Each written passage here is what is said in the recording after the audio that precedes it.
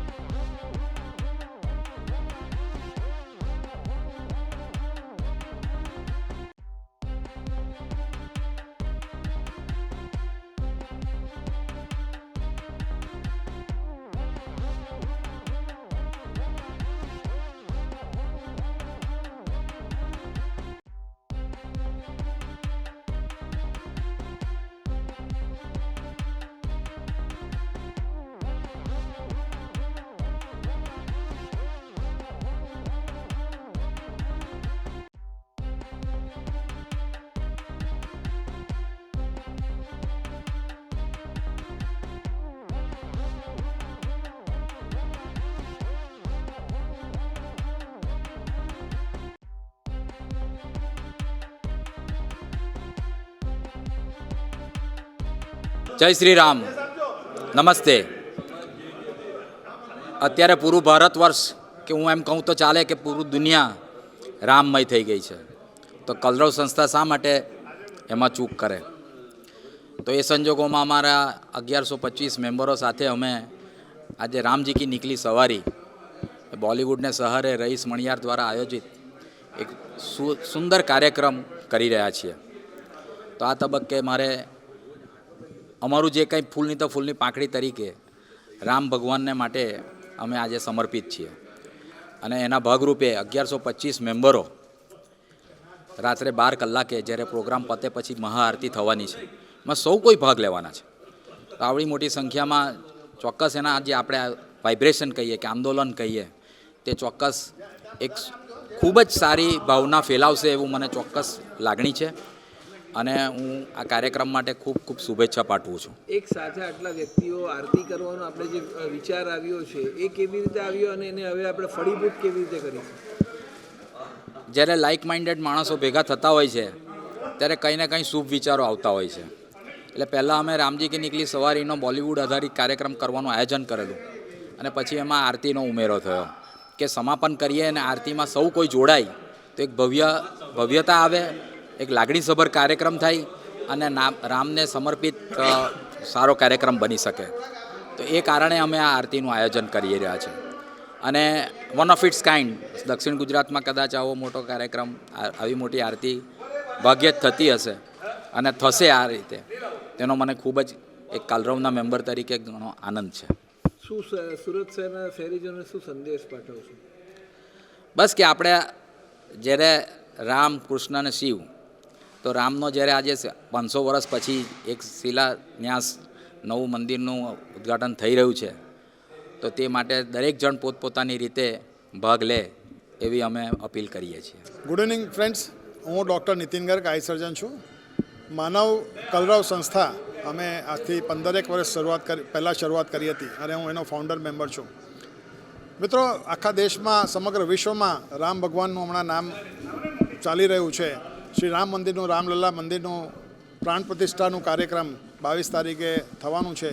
એ પહેલાં આપણે જોઈએ તો સમગ્ર વિશ્વમાં દરેક લોકોમાં હૃદયમાં રામ ભગવાન પ્રત્યે એક જબરદસ્ત લાગણીની ઉભરાઈ આવી છે અને એના ભાગરૂપે જ્યારે અમે લોકો મિત્રો બધા બેઠા હતા, અમારે 10-12 મિત્રો છે કામ કરવાવાળા, એ લોકોએ વિચાર્યું કે આપણે પણ સુરતમાં આવું કંઈક પ્રોગ્રામ કરીએ અને અમારા અંદાજે 1125 મેમ્બર્સ છે એ લોકો સાથે મળીને આપણે આ પ્રસંગને આપણે ઉજવીએ। તો એના માટે એક અમે કાર્યક્રમ રાખ્યો છે। ફિલ્મી સંગીતનો આ કાર્યક્રમ છે કે જેની અંદર ભગવાન શ્રી રામ, શ્રી કૃષ્ણ અને શ્રી બીજા બધા ભગવાનોનું અમે સ્મરણ કરવાના છીએ અને ફિલ્મી સંગીત જોતે ભારતની જે કલા દૃષ્ટિ છે, ભારતની સંસ્કૃતિ છે, એને અમે આજે યાદ કરવાના છે। અને એના ભાગરૂપે છેલ્લે 12 વાગે અમે શ્રી રામ ભગવાનની આરતી કરવાના છીએ. એમાં એક સાથે 1125 મેમ્બરો અમારા એ લોકો બધા જ એક સાથે ભાગ લેશે, એટલે ખૂબ સરસ પ્રોગ્રામ થશે અને અમારા બધા જ સભ્યોમાં ખૂબ એના માટે ઉત્સાહ છે. તો એના માટે અમે જય શ્રી રામ. સાહેબ, આ કલરવ સંસ્થા જે આપણે શરૂ કરી છે, એ કલરવ સંસ્થા શરૂ કરવા પાછળનો આપણો મુખ્ય ઉદ્દેશ્ય શું છે? મિત્રો, અમે બધા ડૉક્ટર મિત્રો છીએ અને અમારી જે લાઈફ છે મેડિકલ ફિલ્ડની અંદર એ બહુ સ્ટ્રેસફુલ, અમને એવું લાગે છે કે અમને બહુ સ્ટ્રેસફુલ થઈ જાય છે લાઈફ.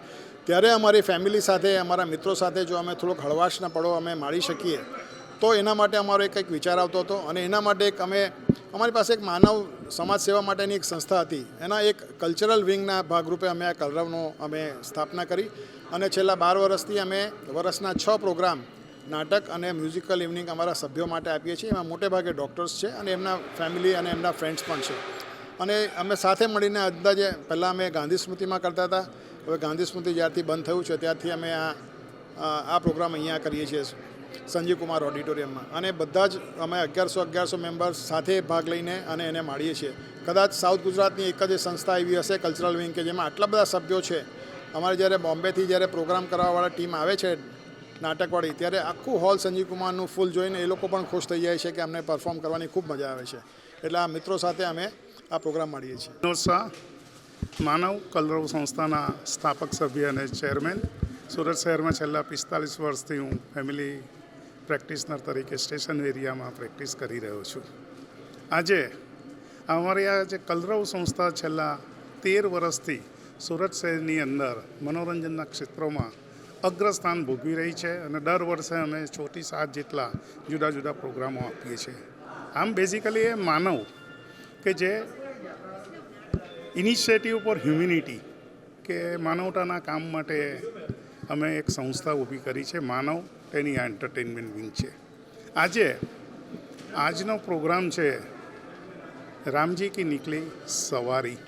જ્યારે આખો દેશ રામમય થઈ રહ્યો છે છેલ્લા હજારો વર્ષના સંઘર્ષ પછી, અને ખાસ કરીને 500 વર્ષ પછી તારીખ 22મીએ બપોરે 12:20 રામલલ્લાની પ્રાણ પ્રતિષ્ઠાનું જે મુહૂર્ત છે તેમાં ભાગ લેવા માટે અમે મનોરંજનના સંસ્થા તરીકે એમાં અમારું એમ કે કઈ રીતે અમારો એ આપીએ, નોંધાવીએ ફાળો, ત્યારે એક વિચાર આવ્યો અને વિચારમાં જ અમે એક પ્રોગ્રામ ઊભો કર્યો.